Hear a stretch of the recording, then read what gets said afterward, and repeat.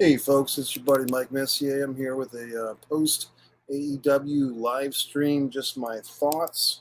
And you're welcome to chime in your thoughts. If you happen to be catching this live, I'm going to try and have a special guest who is actually in attendance. If he's available, I'm reaching out to him, trying to explain to him how this works. But a friend of mine in Chicago was actually there tonight, so I'm seeing if he's available. If he is, he'll join in. If he's not, he won't. But in either way, in any event, you're welcome to chime in. If you're watching this on Facebook, YouTube, or Twitter, any other type of logarithm, feel free to comment, question, state your case. As I enjoy a little bit of the bubbly myself here, this is just sparkling water, raspberry. A free plug for them. What a nice beverage for me. So that's usually my beverage of choice. People say, Mike, how do you look so good? Mostly by drinking water. So let's talk about this show tonight. I actually did take notes. As some of you know, I go to the movie theater to watch most of these AEW shows. And, you can't really bring your computer or your laptop in there. You can bring your phone in there.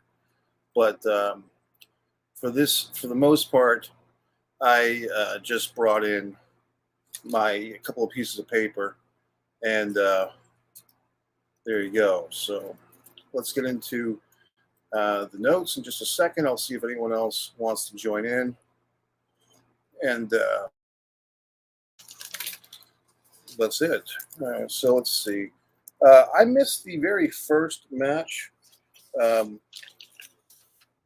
which I believe was Sammy Guevara and Tay Conti. I'm not sure who they beat. So let's see here.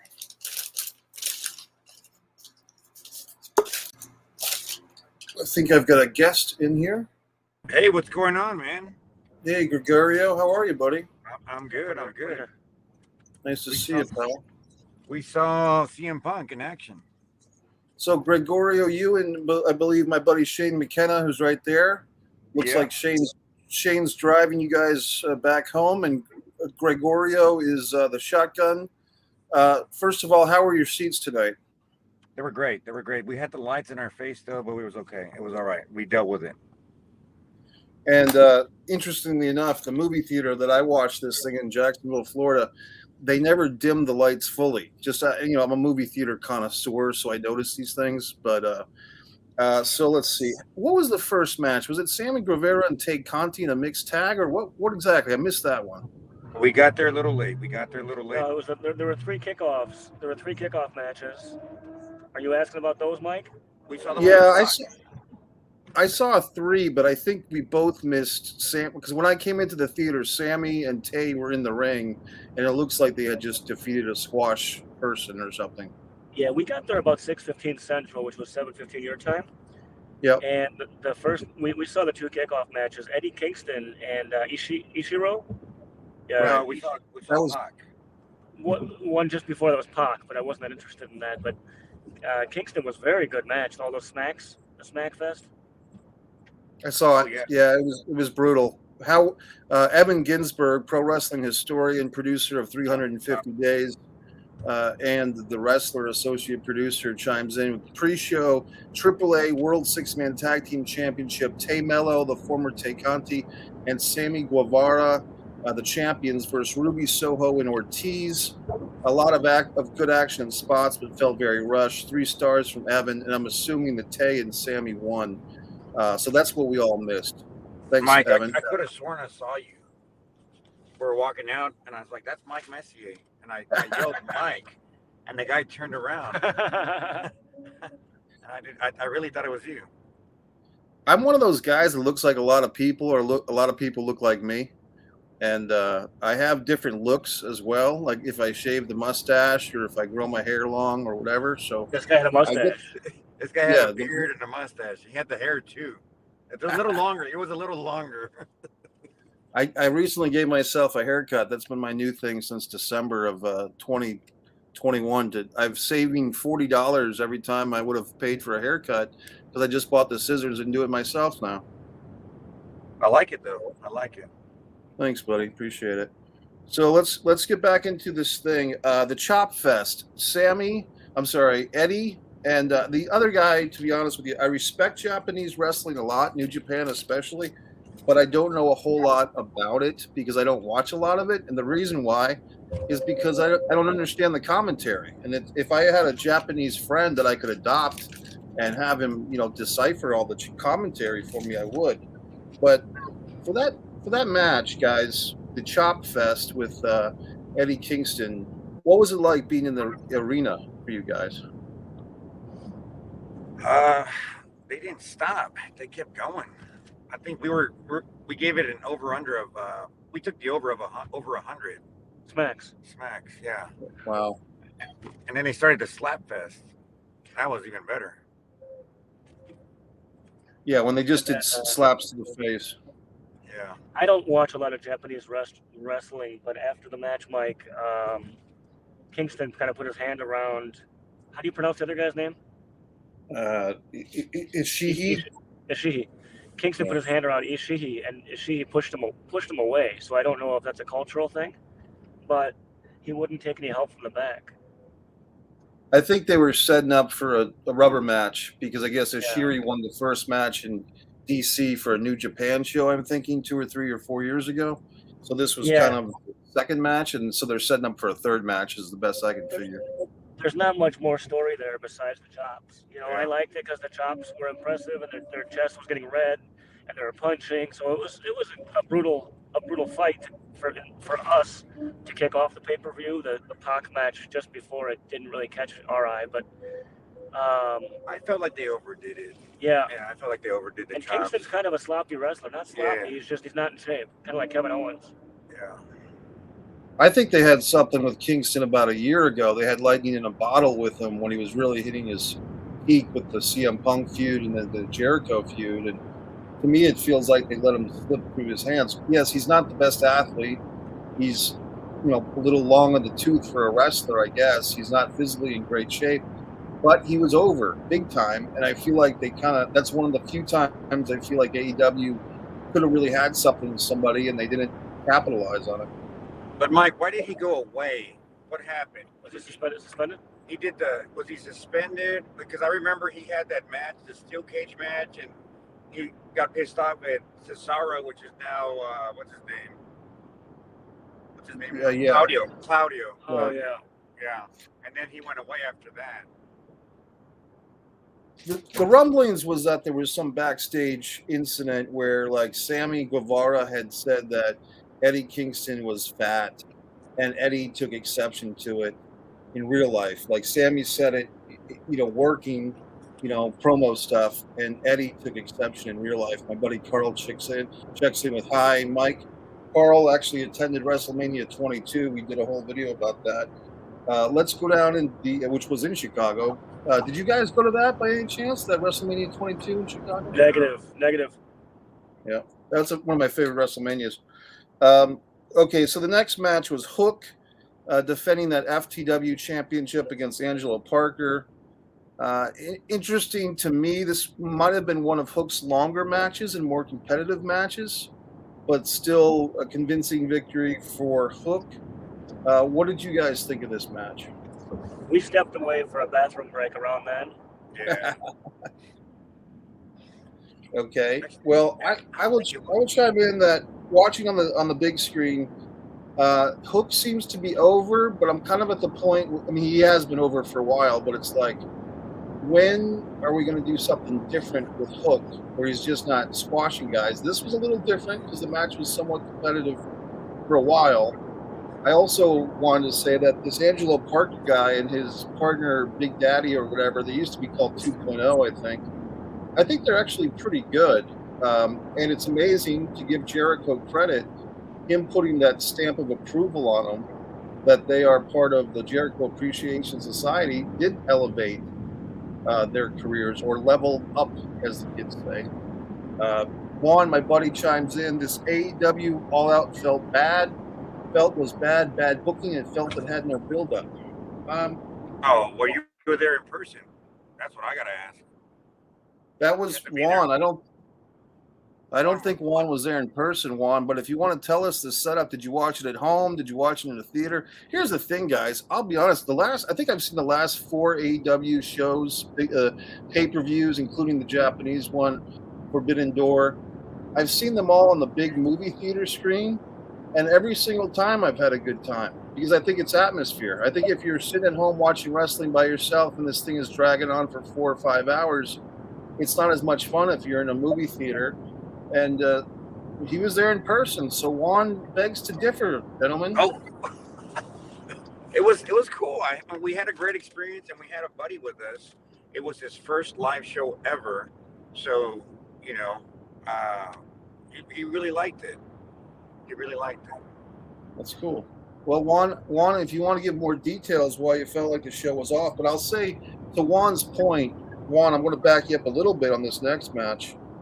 This Kip Sabian-Pac thing felt way off.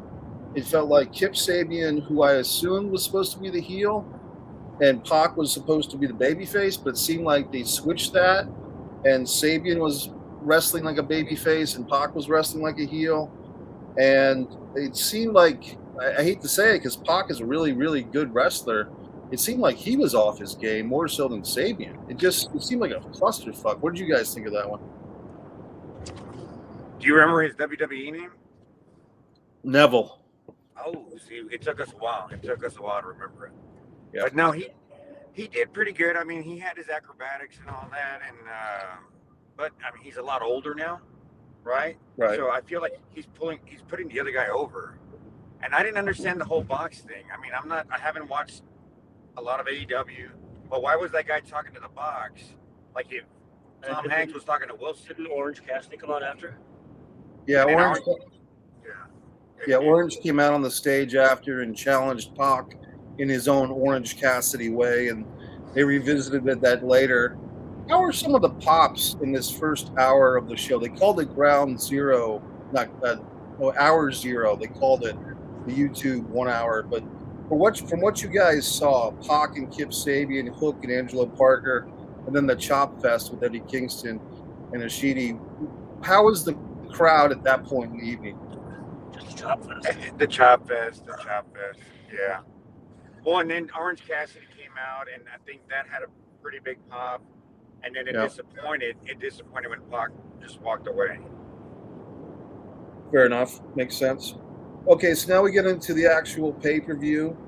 And it's kind of funny because if you guys remember when you used to order pay-per-views at home and you'd see that authorization screen come on the TV and you're just like really waiting for that because when it goes black for a couple of seconds after whatever pre-show they used to have, the free-for-all or whatever, you get nervous that it wouldn't work. And especially if you were using illegal objects like the black box type of thing, you get nervous that the feds were going to break down your door at any time. In the movie theaters, there's a little bit of that because they have like 2 or 3 seconds of darkness between the free show and then the paid version. Well, Justin Roberts really sold it. He really sold it. He really hyped it up. Best seat in the house. Yeah. He was doing the 5, 4, 3, 2, 1. He did it several times to get everybody kind of like going and build a suspense. Yeah. He's a very interesting guy.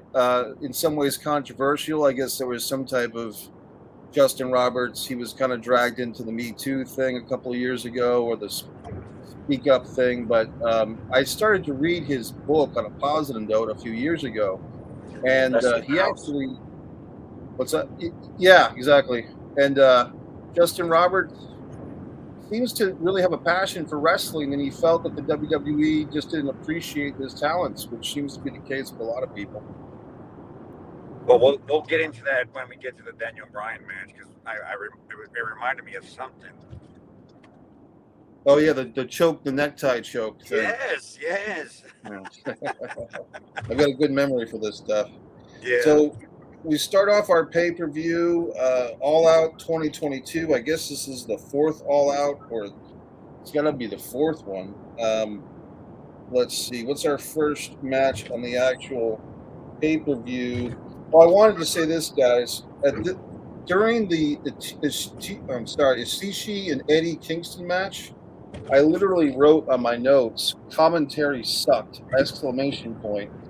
And you guys weren't subject to that because you were there live. But Tony, Schiavone, and Taz in this middle of this chop fest are basically laughing throughout the whole match. And it seemed to me that if Taz was commenting a Taz match against Bam Bam Bigelow that he referenced tonight also, if Taz was like transported back in time 20 or 25 years and commentating on his own match, he would have been pretty pissed off at himself, because just laughing when these guys are chopping the shit out of each other for our entertainment, and these two guys are supposed to be putting this thing over and they're cackling like hyenas, it really didn't do much favors for the talent, in my opinion.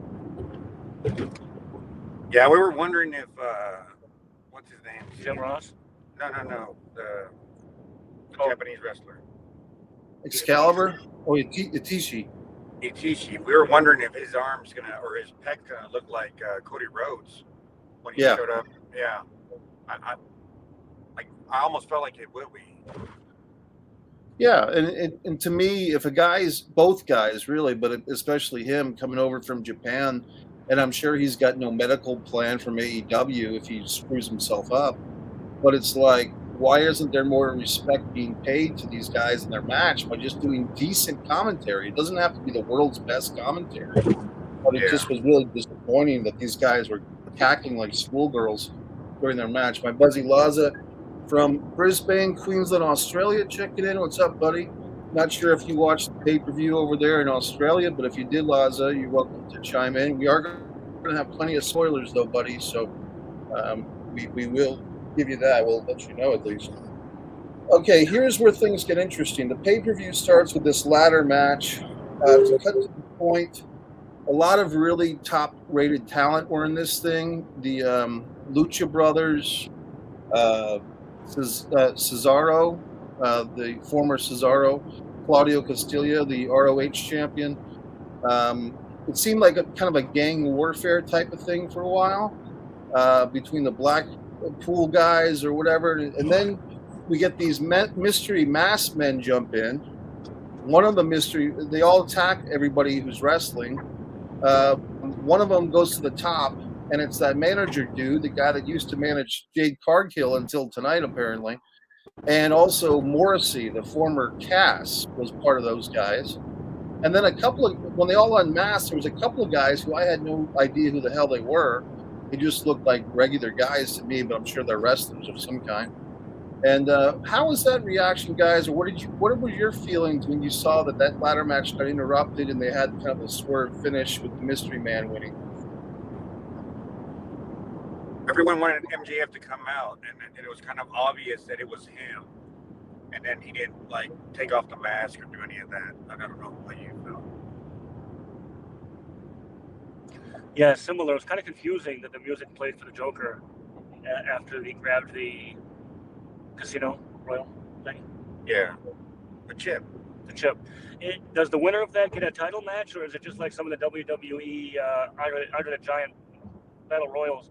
Does winning that get a championship match? I believe it does. Yeah, it's kind of their version of the Money in the Bank, except you don't get it at any minute of the day. I think you have to call it out, like you have to proclaim your match. You know what I mean? You have to give fair warning, in other words. I got it. Yeah. So and to be honest, jumping over to WWE for just a second, I'm pretty sick of the whole Money in the Bank thing anyway. I think it's run its course. It's been going on for like 15 years, and it's always the same. It used to mean something. It really meant something back in the day, you know? Like right. they were hyping a person up. They were hyping one of the guys up, and eventually, that was the guy that, that deserved it would cash it in. It doesn't have that same meaning anymore. Yeah, and it's also because everybody who wins the Money in the Bank typically wins the title, and they need to balance that out a little bit. I remember when John Cena defended the title successfully against Damian Sandow on Raw when Sandow cashed in. It was actually a really good match, but Cena won it. And I felt satisfied with that because Sando still came out strong, even in losing, in my opinion. Yeah, no, I agree. Yeah. Then we go into our 6-man tag title, I think was next. Kenny Omega and the Young Bucks in kind of a dramatic match. If you're a longtime AEW fan and you follow all these storylines and watch the Elite show, which I don't normally, but I've seen enough episodes to know the storylines. The Bucks teaming with their old buddy Kenny against their other friend Adam Page, and these guys, along with Cody, were all part of the original Elite that started AEW, all the senior vice presidents from 4 years ago, taking on John Silver, teaming with John Silver and Silver. What's the other guy's name? Silver and long-haired guy. They said his name several times. Yeah, it's like I thought it was Seth Rollins for a minute. Yeah, kind of the Wish brand Seth Rollins. Yes. They team up and with Adam Page, and it's I like this story. I like what I liked about this match, guys. And I'll let you chime in. The commentators did do a fairly good job of getting over the story that there's all these kind of mixed allegiances and histories and friendships and trying to decipher all this. And the real heat of the match, so to speak, is Page and Omega. That's where the real money is. And so anytime those two guys were going to fight each other in this match, that's when things were elevated. And I thought the commentary team did a good job, which was still Shivani, Excalibur, and Taz. But I thought they did a good job of getting that over. What was it like live, that 6-man trios match? Everyone wanted to see Kenny and Adam Page. Everyone, they wanted to see them go head-to-head. And I think they hyped it up to that point. The Young Bucks, I don't understand. What's the whole thing with the back? Is it like he has a hurt back or something, one of the Young Bucks? Yeah, Matt Jackson, the story, I think it's a combination of real life and the storyline. Matt Jackson has some back issues. So when one of his opponents, Adam Page, was telling Silver and the other guy, don't take advantage of his back. It's because it's kind of like a kayfabe sort of breaking the fourth wall thing. Like he's really concerned they're going to hurt the other guy, but yet they're still trying to win the match. So the psychology is how do we put it? It's stretching it a bit. It's a little too. I don't want to be generational here, but millennial friendly. Like we can't really hurt people, even though they're our opponents. And to me, you can go a certain point with that, and then it gets to be too much. So I think they flirted with overtelling the story in this one, but I thought they did a good job of still having a really good match for this trios title. And the Bucks and Omega win it. What'd you guys think of the finish? Oh shit! I'm trying to remember. It was a real. Omega ducked the clothesline from Page, and Page clothesline John Silver, and then Omega got the three count on Silver. And so the story is that the two Dark Order guys, Silver and the other one, have never had a championship in AEW. This was their big opportunity, and their buddy Adam Page cost them the victory. And Adam Page was really pissed at him or something. He was just like going at him at the end. I think so, right? He was like trying to scolding him, or there was some controversy. I don't know. Maybe. I think Shane's concentrating on the road at this point, but yeah, it was just a thing where there was a lot of storyline stuff interwoven with the match. It actually worked for TV. Maybe it didn't work as well in person. And I've noticed that, guys. Sometimes things that work in person don't work for TV, and vice versa. Yeah. That was good. It was a really good match. I didn't realize. I saw Kenny Omega when he came back, and he looked bigger. Like he almost looked like he was a little fluffy. And I'm not one to judge anyone, but I mean I have a dad bod, but whatever. He looked like he hadn't been working out in a while, but now he looked really, really fit. Like he did something to get fit for the show. Yeah, he looked pretty jacked up, and I have mixed feelings about Omega. Like I've done rants where I've talked about his wrestling plastic dolls in Japan and stuff like that. But I did forgive Kenny Omega after Full Gear 2019 in Baltimore when he and Moxley had a pretty hellacious match. So I forgave Omega for his wrestling sins, which I'm sure he's very happy that he's been forgiven. Mike, is it me or does Adam Page is he not good on the mic yet? Because they don't put him on the mic. He's still not good on the mic. He's average. He's improved, but he's still average. What is this cowboy shit thing? I don't know. They were like cowboy shit. Well, that's his mantra. He was actually raised as a Virginia cowboy. Like Virginia has some rural areas, and he was raised on a farm, and he trained somewhat at least at Jimmy Valiant Boogie Woogie Man's wrestling school in Southern Virginia. So he does have legitimate cowboy ties, and part of his thing for a while has been cowboy shit. Like he does cowboy shit, and at first it was kind of a parody, like kind of again a modern parody of an old wrestling Bobby Duncombe or Cowboy Bob Orton cliche, and then it kind of became like it kind of went from parody to like, oh, he really is a cowboy. So that's what that's all about.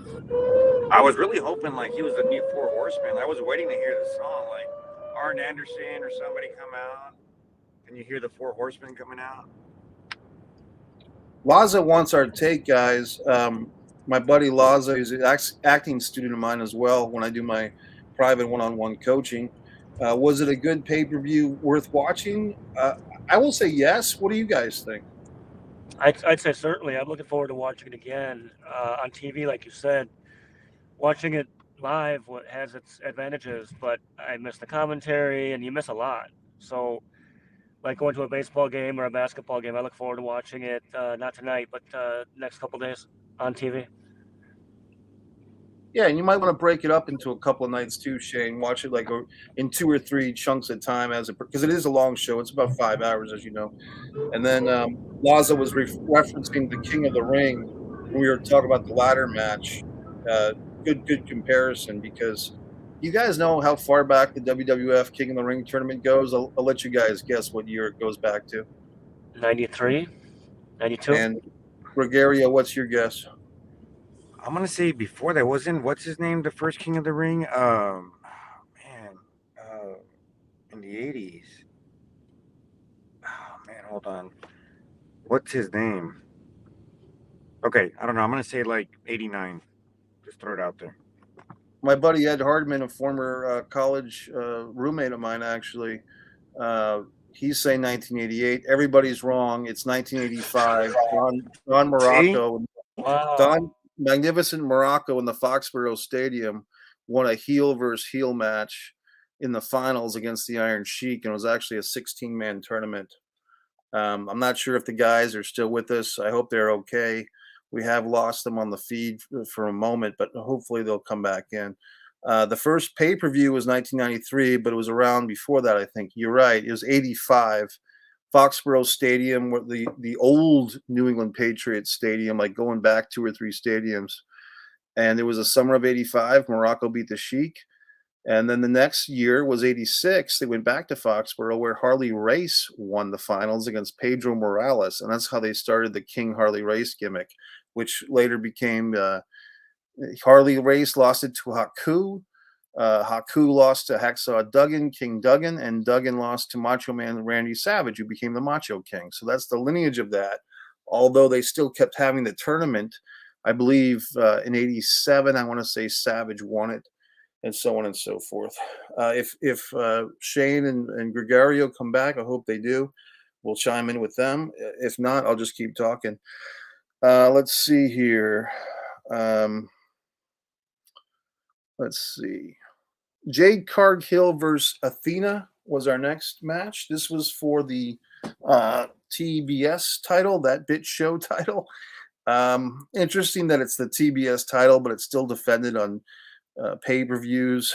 How did I feel about it? I don't know. I thought they looked interesting. I thought especially Jade looked really cool. Kind of her homage to She-Hulk, which is a big property again. I guess there's a new movie, She-Hulk, Attorney at Law. So I think Jade was kind of doing the pop culture thing, kind of like a Rey Mysterio. where you get dressed up for a special match. I thought this was okay. I think there's size difference. They could have done a more traditional big girl, little girl match, big and tall versus short and high flying. But it seemed like Athena was kind of trying to get her spots in, knowing that she was going to lose. She wanted to look strong. And she didn't really play to Jade's strengths. I mean, I guess I'm holding Athena more accountable because she is the veteran. That's true, Laza. Jerry Lawler attacking Brett on the first King of the Ring pay-per-view in '93.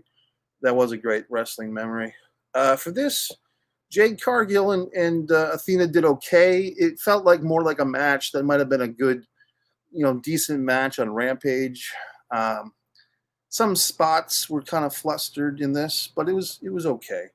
Probably one of the women did not have a great night, to be honest with you. Like some nights they really do, and tonight they didn't across the board. The next one turned out to be my frustration match. I was trying to get a bottled water, and so I left before this match started. Wardlow teaming with FTR against the Motor City Machine Guns and Jay Lethal. Long story short, I left the movie theater auditorium to just to get a bottle of water and some M&Ms. And there's like this family with 3 screaming little children, cute kids, but just screaming at the high notes and really frustrating me because they're taking forever. They were ordering hot dogs in the movie theater, and I had to sit there and endure their screaming children while these people are ordering hot dogs in a movie theater at 9 o'clock on a Sunday night. And I'm trying to watch fucking FTR. Well, I guess my buddies are officially gone now. If they click back in, they click back in. If not, that's fine too. But thanks to Shane and Gregorio for joining us with their in-person report. And Shane runs the Wrestling Fans group, which I'm a big part of, and I'm always in there. People have been wondering, Mike, we haven't seen you do these videos in a while. I've been very busy with other things, but I'm happy to be here tonight. Haven't forgotten about you. I've just been busy doing more stuff, making more movies for you guys, and so forth. What'd you think of that? I'm a better dad than Chris Benoit shirt. If you missed it, I have that on my YouTube channel on the shorts. I taped it off TV. WWE might take it down eventually, but if you look for it, you can see my rendition of capturing what might be lost media pretty soon, because I'm sure the network's going to erase it, or the WWE is going to erase that from Peacock. The lady who plays She-Hulk is my age, I think 36. Yeah, very good. Let's see here, buddy. I haven't seen the movie yet. That's why I'm not saying anything. So Wardlow gets his Powerbomb Symphony over on Jay Lethal. It seemed like a functional match, to be honest with you. There's so much talent in AEW. I think it was reported recently that AEW has over 200 talents under contract of one kind or another. So some people are going to get lost in the sauce, as the kids say. But I would have rather have seen FTR straight up against the Motor City Machine Guns 2-on-2 rather than this 6-man tag. And it just seemed like a match they shoehorned in there just to shoehorn it in there. I probably missed some storyline stuff, though, because the whole thing with the Dax, who I really do like, and his daughter, who apparently really did overcome, I don't know if it was some type of childhood cancer or some type of other serious illness. But basically, he did a promo a few months ago that I thought was excellent, where he was kind of paying tribute to his little daughter. And, I guess something happened with the bad guys here with Sanjay Dutt insulting the daughter or making some type of implication. And so the daughter got her revenge tonight, the 8-year-old girl. So the way that they did it was okay, because basically the 8-year-old girl did not just come out and beat the guy up. They cornered the guy and then beat him up. And then she put her foot on his chest to humiliate him. Let's see. Now, Ed, I'm not sure. Sometimes you got to reference what you're mentioning, because I'm not sure what was pretty rough. If you're talking about the Jerry Lawler attacking Bret Hart, I think if that's what you are referring to, Ed, the man on the street, so to speak, that's what we used to call Ed. Oh yeah, the T-shirt. Okay, the T-shirt. Well, guys, if you haven't seen that footage, I did capture it for you. It's over 2,000 views now on my channel. So if you check that out, it's only a 15-second clip. Really horrible timing. Yeah, the t-shirt, because they were singing the song "Bye Bye Miss American Pie, This Will Be the Day That I Die," and then they go to the the Chris Benoit shirt. I mean, this is a thing where the bottom line is that the guy had a lot of balls to. I mean, can you imagine that the guy actually had that shirt made? Like, the guy actually had this idea of this horrible joke, and then he actually paid somebody to make the shirt, and somebody actually made it, and then he wore it to the arena. He gets through security, I guess, maybe because they're in a foreign country, in a non-American country. It's not foreign to the people that live there, right? To them, we're foreign, but he gets the shirt into the venue. Nobody calls him out on it, and he gets captured on camera. Very shock value, a bit like the person who had a grist for the WWE Thunderdome. It was called the Thunderdome, or whatever it's called. Yeah. Here's the thing. I tend to think that this was more clever.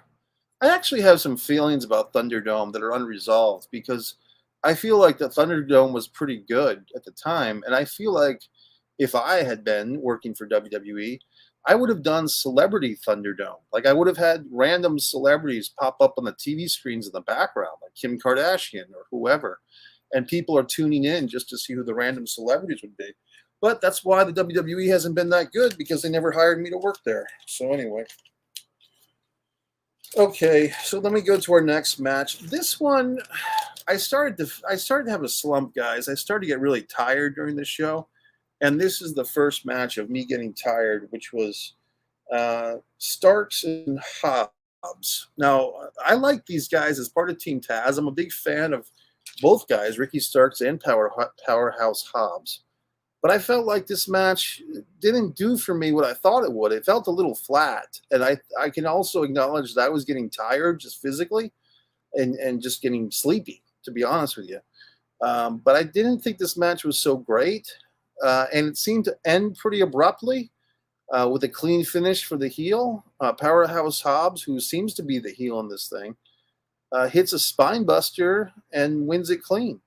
So I didn't really see, if you're trying to get Ricky Starks over as a babyface and he loses to Hook, and then he does this great promo, and then he loses to Powerhouse Hobbes in this big grudge match, how are you servicing Ricky Starks? And I guess the answer is you're not. You're servicing Powerhouse Hobbes. And if you think about the history of the former Team Taz, you know, it seems like Powerhouse Hobbes got favored over Brian Cage at the time, so they really should push Powerhouse Hobbes, because I'm looking at the guy, I'm thinking this guy would have fit in the 80s or the 90s. He would have been something that Vince McMahon Jr., a guy he would have loved. He kind of reminded me of a big Ron Simmons, like just a massive, impressive physical guy. We haven't seen too much of Hobbes's mic work, but what we have seen, he's been good. He hasn't really had a reason to really talk too much, except maybe now. But I'd like to see if Hobbes can be a good speaker. And here's the other thing. I'd like to see Hobbes not join any type of fucking group. Because if there's one thing that AEW could use, it's like a heel that's just a singular heel without having a fucking faction or a team or an appreciation society.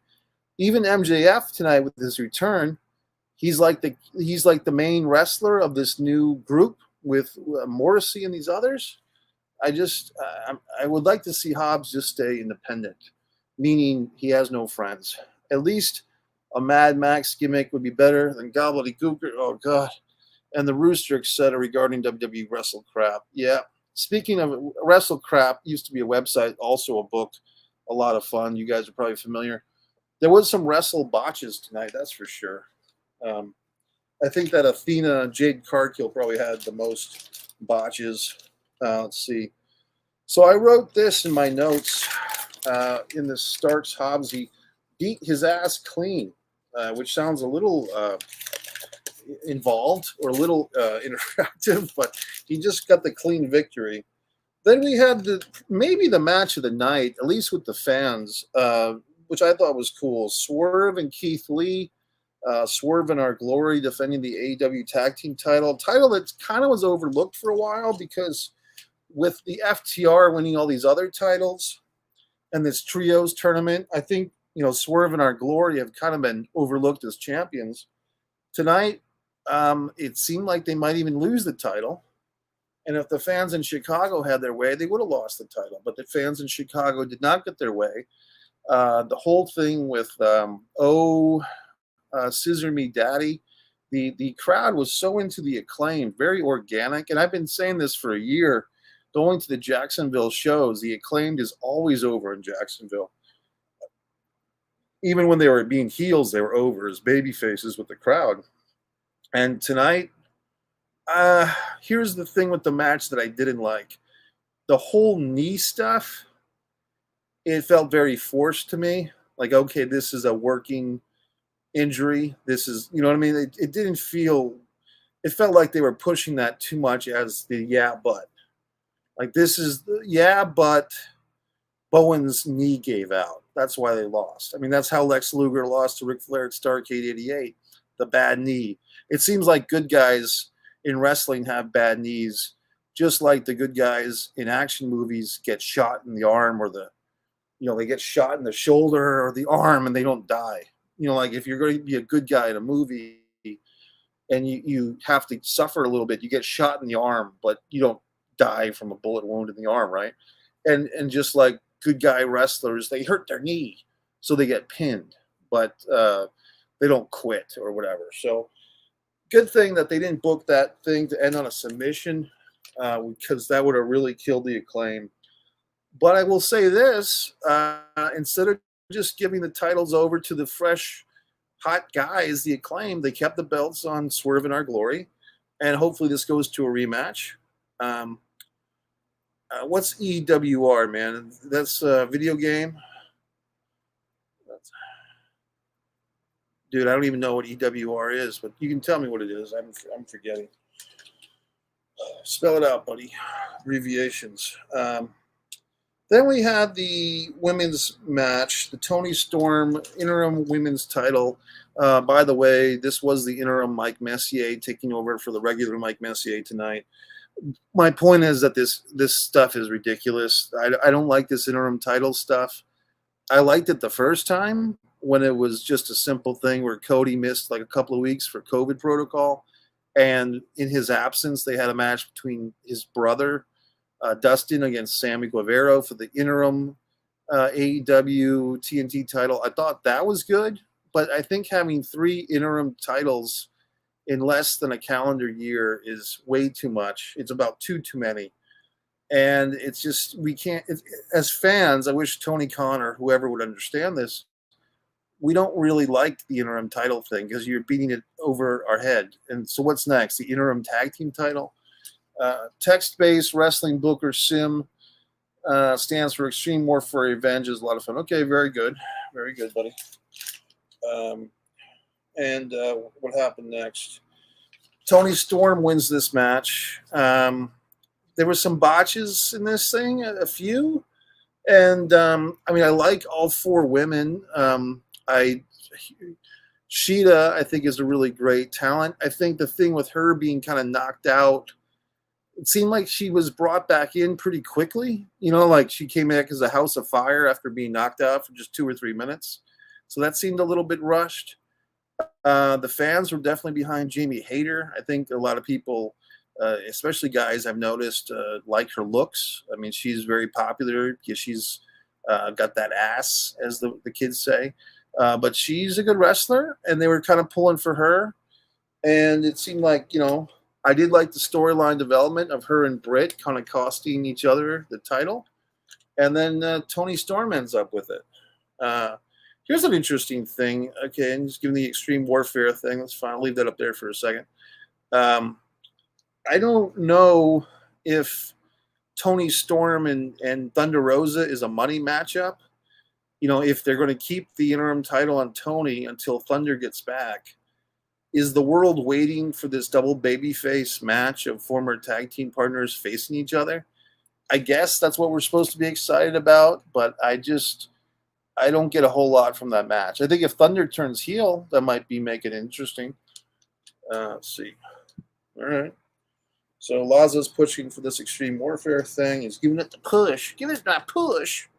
Then we had, at this point, somewhere in the mix, folks, it might have been in the tag team match, is when Jim Ross took over commentary for Tony Schiavone. And I do feel like Jim Ross has definitely seen better days. Like his peak, you could say like either the mid-'80s UWF or the Attitude Era WWF or Jim Ross's peak.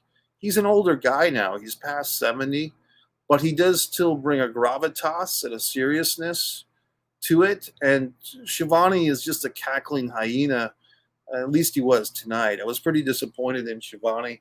And I think once Jim Ross came in, Excalibur took himself more seriously, and Taz did not have a good night on commentary, to be honest with you.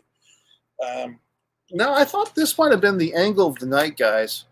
And you know what? 10 or 20 years ago, if this angle had been done on a pay-per-view, it would probably be the angle we'd be talking about the most for several days. But this card was so loaded, I think it's going to get a little bit lost in the sauce. But the Christian Cage, Jungle Boy, Jack Perry, Luchasaurus, and then even supporting roles for Jungle Boy's wife, his sister and his mom.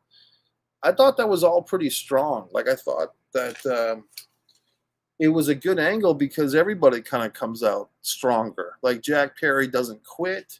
He wants the match to continue, but he just got his ass kicked. Really getting sympathy for the babyface, taking that hellacious choke slam, getting his back all screwed up. The sister, who's kind of cute, getting like the call me thing from Christian. If the sister turns on Jungle Boy, can you imagine if Jungle Boy's sister in storyline starts dating or making out with Christian, how much heat that would get? Like if Christian and the sister actually start making out on camera in front of the mom and in front of Jungle Boy. If who's the young lady that's dating Jungle Boy in real life, the very attractive female wrestler. But if Anna Jay, if Anna Jay wasn't with the Jericho Appreciation Society and just turned heel, they could drag her into this mess. Would love to see Storm show more passion in AEW, and she is a really good wrestler and can stand out more. Well, as of tonight, buddy, she is your AEW interim world's champion. She's your interim champion, so we'll see. Also, this is what I was going to say. I'm glad you brought up Tony Storm again. Interesting that Tony and not Ruby Soho got this title. You know what I mean? Because Ruby Soho was like the big thing 10 months or a year ago, and she's kind of been lost. Okay, moving forward, I did write down that there was a promo between Friends and Talk. I'll be honest with you. I have a soft spot in my heart for Orange Cassidy and the Best Friends. I know that Chuck Connor is not in great shape. The other guy is actually in pretty good shape. Chuck seems like, his peak was maybe 10 or 12 years ago on the indie scene. And, but they have jobs in this company, and I try to give them the benefit of the doubt. And, I think it'll be interesting, like this Pac, Orange Cassidy renewing their old rivalry. Well, I am going to watch the NXT show. Michael AJ Norris, thanks for chiming in, buddy. I am going to watch it. I do have the Peacock system platform, so I will watch it, but I haven't watched it now. Yeah, she broke out as much as she can, man. She won the title, so, Okay, also, Danhausen made me chuckle for the first time tonight. Like Danhausen kind of putting their hands together for like a little, let's go. Like there was some comedic stuff with Danhausen. Like he did make me smile. He did make me laugh out loud. So I'll give him credit. Okay, folks, guess what happened next? Jericho beats Bryan Danielson. And guess what happened, guys? And No Soy Montana, thanks for joining in, buddy.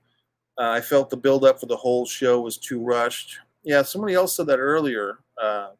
Someone else made that same type of comment. Trying to see who it was, but somebody.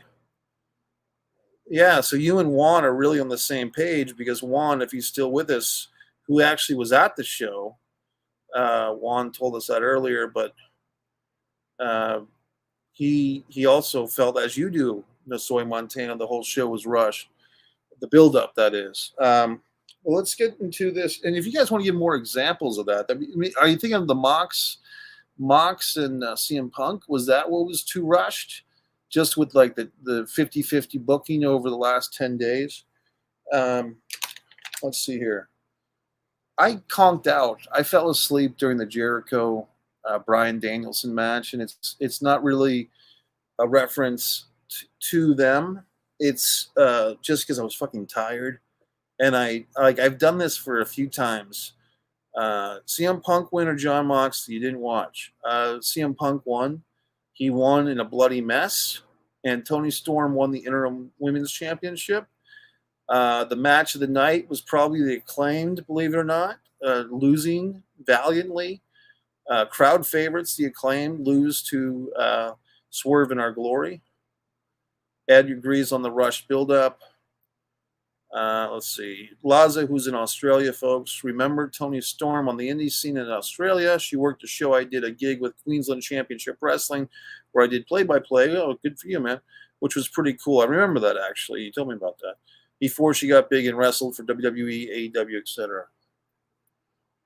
Mikey rumors Bray Wyatt might join Freddie Prinze Jr. Wrestling Company. I heard that thing, too, that Freddie wanted Bray Wyatt. He wanted some other guys too. Was it Braun Strowman that he wanted, or was it somebody else? It was Karrion Kross, actually. Freddie Prinze wanted Karrion Kross to be his first big champion, but Karrion's gone back to WWE. Tony also did well in British wrestling, like Progress, etc. in Japan. Here's the thing, guys. Let's just be honest. A lot of these women are very talented, but most of the women that get over really, really, really big these days are still really hot. That helps a lot. And, the millennial wrestling fan could be angry that I said that. I call you out on it. But it's like Becky Lynch is super hot. Jamie Hayter is hot. We're not these wrestling women purists that we claim to be. Let's just be honest with ourselves. Jericho versus Danielson was rushed too, and odd that the match happened to spotlight Daniel Garcia. Did Daniel Garcia come out to the ring, Ed? Because I really did fall asleep. In fact, I fell asleep during that match, and guess what? I missed the entire Sting, whatever that Sting House of Black match. I conked out during the whole thing, and I woke up like right after. I heard that Sting won, but I fell asleep during the whole match, just being honest with you guys. So I can't really say. Oh, my God. Yeah, well, AJ Norris, here's the thing, man. A couple of years ago when that whole speak out or speak up thing with the wrestling, like the wrestling version of Me Too, I want to say that was the summer of 2021. I've been talking about Joey Ryan, for instance, for years, how just his in-ring stuff disgusted me. The Velveteen Dream, I was never a big NXT fan. I really didn't like the commentary by a Mamma Mia guy. It's like scratching nails on a chalkboard. The Mamma Mia dude, no offense to him, I just didn't like his commentary to the point that I couldn't watch the show. But NXT always felt like this little. It felt like what it was, a little college wrestling. Like a little art school wrestling is what I would call NXT at its best. And I just never fell for it. I never fell in line with it. I always knew that the people that went to NXT and became big there would go to the main roster, like Nakamura, like the Ascension, and they would be jobbed out or just not used to their full potential. So I was never an NXT mark. And now we see things like Velveteen Dream, and obviously the guy's got issues. And now we're seeing that come to fruition. I think Toni Storm is hot, but by today's standards, does she stand out as you have a lot of hot wrestling days. What do you think? As far as her looks, I think she's very pretty. And would I be happy to go on a date with Toni Storm? Of course.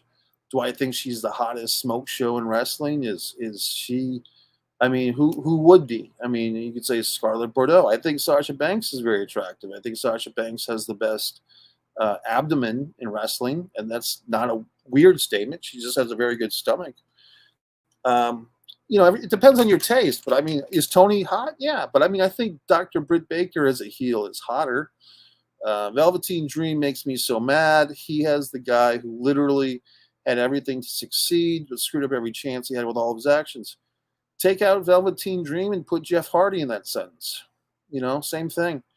And not that Jeff has gone this pervert route that Velveteen Dream has, but the self-destruction, the pill taking, the drunk driving, Sonny, that finally caught up to Sonny.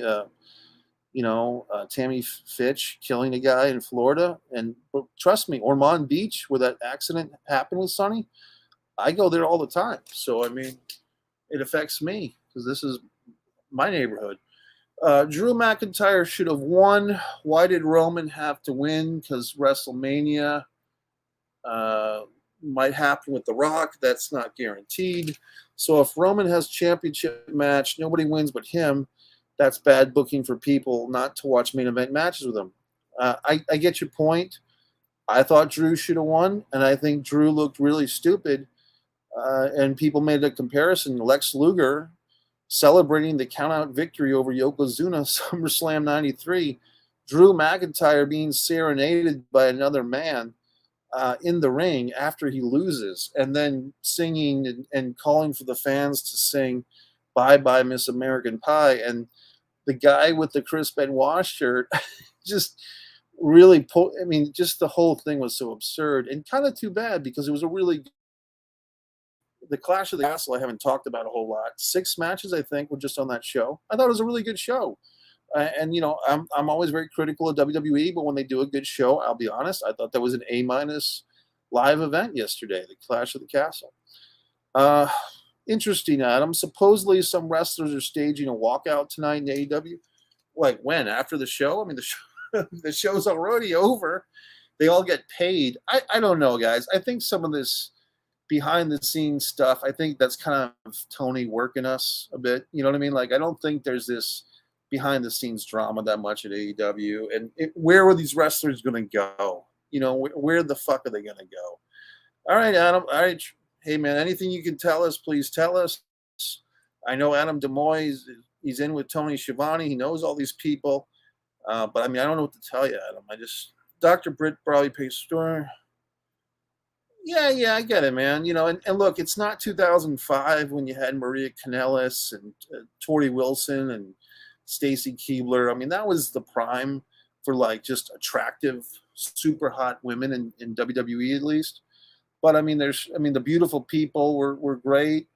Angelica, what's her name? Angelina Love wasn't your traditional beauty, but very physical, intense woman. I saw a woman today in Starbucks who looked like a wrestler. I was tempted to ask her if she was. She was all jacked up with her muscles and her breasts and everything. The Drew thing gave me Lex Luger flashbacks. Exactly. I said that exactly. Yep. Mikey, I love Braun Breaker. Yeah, well, his father and his uncle, I think they won the WWE Tag Team title 3 times. Did they just win it once or 3 times? So they know that they won it, and then they lost it to the Quebecers or the Mounties or whatever. Maybe they just had it one time, but they were the champions. And 93 at some point, they did defend at SummerSlam 93 against the Heavenly Bodies, the Stan Lane, Dr. Tom Pritchard version, or was it the Jimmy Del Rey, Tom Pritchard version? I think it was that version. But yeah, the Steiners, their history. Well, guys, look, we're coming up on an hour. I want to thank everybody. If you want to watch, I had Shane McKenna and Gregorio, who are live in person tonight at All Out. They actually did a really good thing for me, and they did their live commentaries because they were leaving the venue. by the way, folks, I've been reading my own book, A Distance from Avalon. You should all buy it if you haven't bought it already. This is the hardcover. You see me and this cat. It's actually an Edgar Allan Poe cat. All right, folks, subscribe to Make Messier YouTube channel. Okay, I was trying to end this before the hour, but now you've asked me a question. All right, are AEW going to have a corporation versus union angle with wrestlers that are upset with manager versus team Tony Khan, people that are Tony Khan's kiss-ups, etc.? I hope not. I mean, it's not a bad booking, Laza, but are they going to do this? They might. But here's the thing. Tony Khan can't wrestle. So he's not claiming to be a wrestler, but I'm just saying to keep putting Tony Khan in the middle of this MJF stuff or to push Tony Khan more than he's already pushed as the Richie Rich owner, if there's no payoff to it. At least with Vince, eventually Vince got in the ring. That's true, AJ. Jade Cargill is the Charlotte of AEW. You're right. And that would be a great match. You know who I like also? And I never did my NWA review, so I should do that at some point because it's over a week old. But Camille. I like Camille in the NWA quite a bit. And she did appear in AEW once just to promote her match at NWA 73 over a year ago. I hope they don't have this Tony Khan feud you're envisioning. I don't blame you for envisioning that, Laza, because it does make sense logically.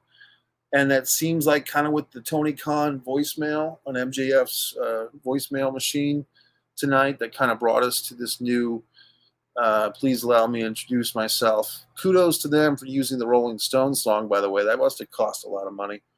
And they probably will only do it once using the Rolling Stones. I thought it was... Overall, guys, I guess I'll give my summary tonight, and I'll talk about the Clash at the Castle too. Might as well. Clash of the Castle, best Sheamus match I've ever seen. Sheamus, I never really had strong feelings on Sheamus. I thought the bar with Cesaro and Sheamus was his best work before yesterday. I was very impressed with Sheamus. Gunther or Walter. I'm like I said, I'm not an NXT Black and Gold fan. I'm not a historian of NXT, so I really don't know much about all the hype and hyperbole of NXT in that era. But Walter or Gunther, it was a great match, and I have a lot of respect for those guys. The 6-women's tag I thought was fun. I thought it was loaded with star power, and the new heel team won. And what else? Liv Morgan is very attractive, let's face facts, and she's just good enough of a wrestler to justify her kind of title run. Like she's the champion, but she's always kind of the underdog because she's the pretty girl who's not that tough, but yet she is. So it's fine. You know what I mean? I did like her promo line about Shayna Baszler being the bootleg Ronda Rousey. That was good. I mean, that's been obvious. That's low-hanging fruit, as they say, but I like it that she used that. And then the big match, Drew and Roman, I thought it really delivered. I mean, they did do the, Japanese thing of 2 counts left and right. Mikey's hitting Michael A.J. Norris hitting all the stuff tonight. Trump has made people political about everything, movies and wrestling to video games. And in life, people will argue on anything. Life has never been the same since Obama left. Can't really argue with that. I can't really argue with that, buddy. Can't argue with that. Yeah, Ed says Liv Morgan is not very good in the ring. She's slow and not believable. And look, if Liv Morgan, if that was Ruby Soho, if take Liv Morgan's skill set, Ed, and put it in the packaging. And I'm not picking on her, but the packaging of Ruby Soho, the look, the tattoos, would the WWE push her as the champion? We know the answer is no. Just because they like their hot blondes in WWE. What do you think of this Liv and Lana rumor mill stuff? I haven't heard it. I don't know what it is. Is that they're lesbians or what? Liv Morgan is the new Sable. I think Scarlett Bordeaux is the new Sable myself. I think as far as that role goes, if they're going to do like a thing where they just have her. I did, buddy. I saw it last night. I saw the movie Invitation last night. I'm way behind on all this content, guys. I haven't done my Mike's Instant movie reviews in a while either. I did go see Jaws 3D last night. That was great. And then I had about 45 minutes to go to Wendy's and come back to the theater to see The Invitation on the big screen. The movie started, the Invitation, that is. The color was actually off during the movie. And then the film stopped about 15 minutes into it. There was like a 10-minute delay. They restarted the movie from the start. The movie was color corrected. At one point, they implied that they were going to give us all passes for another movie, and they never did. So, yeah, Live for looks. Yeah, I mean, she's a hot chick, and so she gets the title. I mean, how else can I explain it? I mean, if you watch the Luna Vachon A&E doc or whatever it was, they never gave the title to Luna because she wasn't attractive in their mind. Kind of like the Ruby Soho. So, what can you do? Yeah, there was a rumor mill thing that Liv and Lana are lovers in relation. Yeah, I don't know. I mean, look, maybe, but I mean, where does Rusev or where does Miro fit into that? Or maybe he doesn't. Maybe he sits in the corner and watches like Jake the Snake with the Rats back in '86. Who knows? So, yeah, the Smile horror film looks really creepy. And I've been seeing the previews for months for Smile. Yeah, so I saw some good movies. All right, folks, I guess I'm going to call it a wrap. Like I said, thanks for being here. We had a nice turnout tonight, nice active body of work. You gentlemen are always encouraged to copy and share the URL. Help me get some more subscribers. I've kind of plateaued. Happy to be at 1,333, but would love to get to 10,000 maybe within a year or two. And so on and so forth. Good night, Ed, wherever. I'm wondering where Ed is these days. Are you in Vegas, Ed, or where are you? Laza, still in Brisbane, and so on and so forth. All right, gentlemen. Subscribe to Mike Messier YouTube channel. Please share the link. And I hope you had a good night at the matches. Subscribe to Mike Messier YouTube channel. Thanks to Evan Ginsberg for chiming in. I'll just give a couple of quick. Laza, of course, my buddy Carl. Evan was the first commenter. Always nice to see him. Juan was in here tonight. Trying to find Juan was up here. And Ed, my college buddy. And we got a few more new Oh, and Adam DeMoy, of course. Adam DeMoy, who bought me a box of wrestling swag last year. Mikey, I saw Andy from Waiting movie walk in a mall filled with people. Nobody knew who he was. I was sad. Sorry, Andy. I don't know. I mean, from Waiting. Was it the Waiting? What movie was Waiting? Was it the like the Waiters? Like, wasn't that a Ryan Reynolds movie from 10 or 12 years ago? I can't remember who Andy was. Was he the big guy, like the cook who was like messing with the food? Man, just trying to remember all this stuff. All right, gentlemen. Good talking to you. Have a great night.